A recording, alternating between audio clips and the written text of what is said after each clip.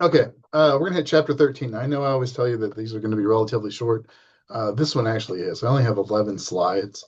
13 is an interesting chapter. It needs to be in the textbook. I don't know if they did a great job with it. I don't feel like putting.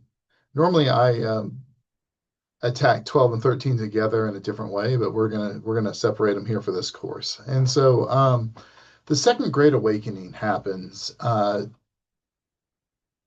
In America in the 1800s, right?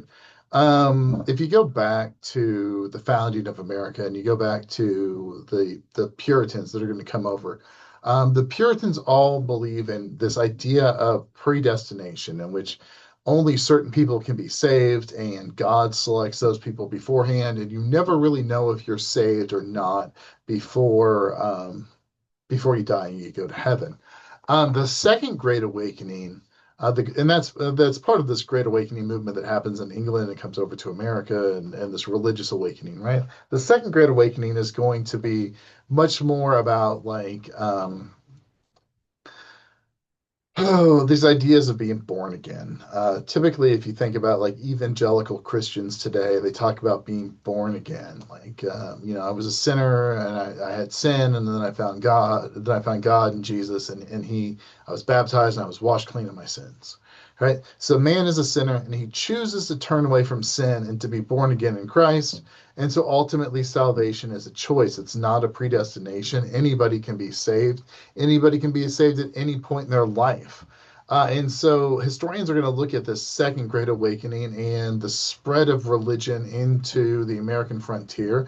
And they're going to say, hey, that really kind of ties into this idea of the Jacksonian principles of democracy, or this Jacksonian idea of the celebration of the individual, that you're kind of in charge. Not only are you in charge of your life and your prosperity, but you're also in charge of your divinity, your salvation. So you get to choose that. And so during this period in the 1800s, 1830 to 1850-ish, you're going to see huge outdoor revivals where preachers are going to go around. They're almost going to be like rock stars. These are going to be kind of like festivals where they're going to hold basically. The way I've visualized it in my head is like mini church camp.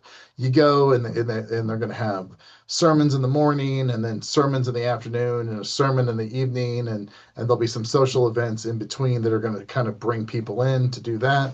And that's where they are right there, right?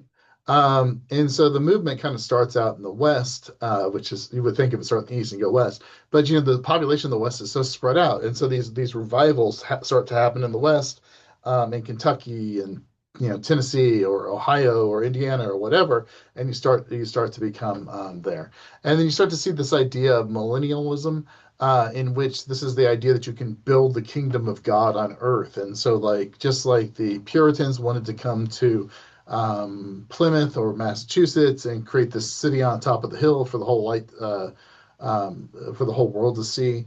Part of this idea of the Second Great Awakening is bringing forth a reality of what these people believe that God would do on earth, right?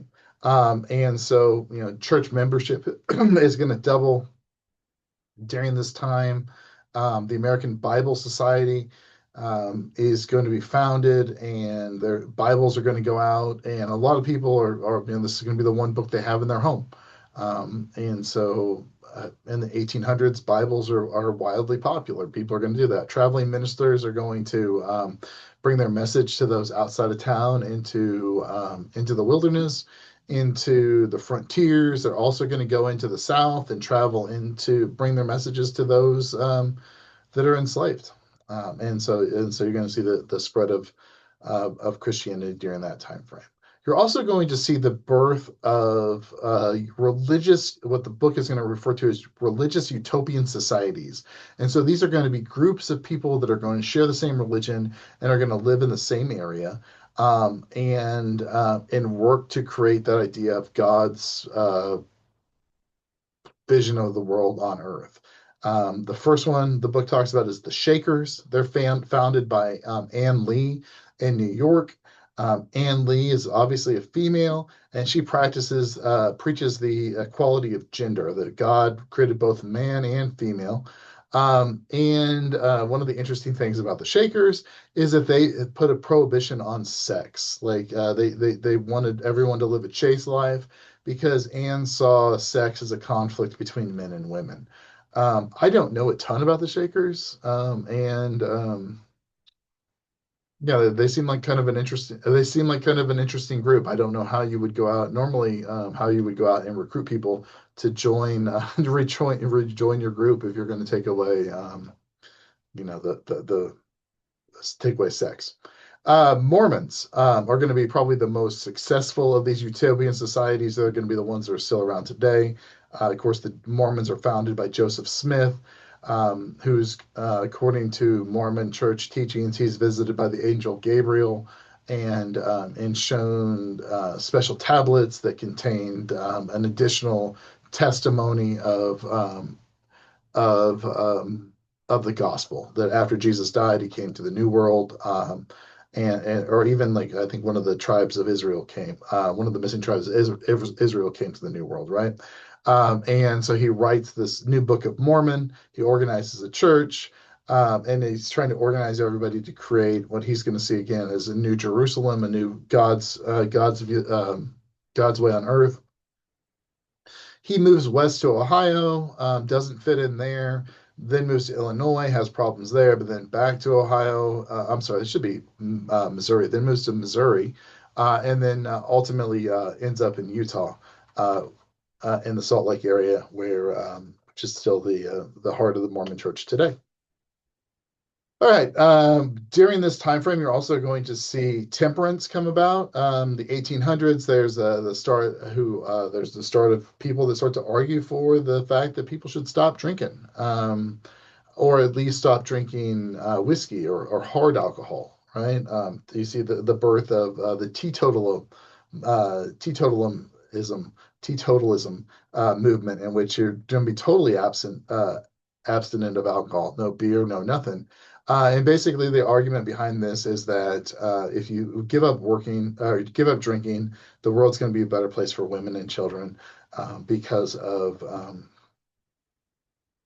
the abuses that poverty might impose on that group if people drink too much. This is going to grow over time, obviously. Eventually, we'll see the passage of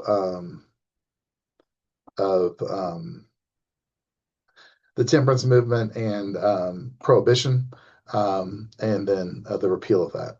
Okay, so all this is going on, and so you're going to have the reforms of Christianity. You're going to have reforms of different ideas on religion. You're going to have movements away from drinking, and so you're also going to see, hey, early reforms on the idea of slavery or colonization, and what would it look like if we got rid of slavery in America? And so there's an argument to relocate former slaves back to Africa, and America helps to establish a colony in Africa called Liberia. It's still a country today, and it was a place for freed slaves to go if they wished to return back to Africa. In that same vein, we see the growth of the abolitionist movement in the North. People like William Lloyd Garrison, who I misspelled his name on that slide, use a moral argument to advocate for the immediate elimination of slavery. Like, hey, like if God doesn't want slavery, slavery is immoral, right? And he blames the people of the South for the uprisings like Nat Turner that happened, which we'll talk about. I believe, next chapter, right? He forms the New England Anti-Slavery Society in 1831, and it begins to grow, right? There's lots of they make lots of arguments against slavery, the sexual assault of women, the moral problems with owning another human, or selling someone's child. You have those. William Lloyd Garrison and is going to be prominent in the abolitionist movement. Frederick Douglass is going to be another major face. Douglass is an escaped slave who joins the abolitionist movement once he gets to the North. A very powerful public speaker and writer. In 1845, he writes his life story and it gets published and widely read. Douglas is going to meet with people like President Lincoln in the 1860s. And Douglas, makes the argument about how slavery destroys families, not only white families or not only black families in the fact of buying and selling individuals, but also white families that come to depend on the labor of the enslaved. Women are going to find a role in this movement as well. Both white and black women are going to find a role in abolitionist movements. You're going to have Sonia Truth Turner, and um, oh Lord, and others that are going to be part of the abolitionist movement that will eventually kind of begin to play into the women's suffrage movement. Um, you're going to see the Grimke sisters that were actually born to a slave owning family in the South that turn into a kind of a um, speakers that go on the public tour, and they go out and they talk about the evils of slavery. They become uh, workers for abolition, and then ultimately, this role that women take in the abolitionist movement is going to lead for women to begin to work for their own rights. And so in 1848, we have a gathering of men and women in Seneca Falls, New York, and they pass a decree called the Declaration of Rights and Sentiments. In which they call for the vote to be given to women, and this is going to be the Susan B. Anthony's and the of the world that are going to lead this movement. So I know that's a really quick overview of that chapter, but it's important stuff. But ultimately, it's going to play second fiddle to the sectional differences and the arguments um, over over slavery that are going to they're going to cause problems in the nation over the next couple chapters. So, all right, that's chapter 13. See ya.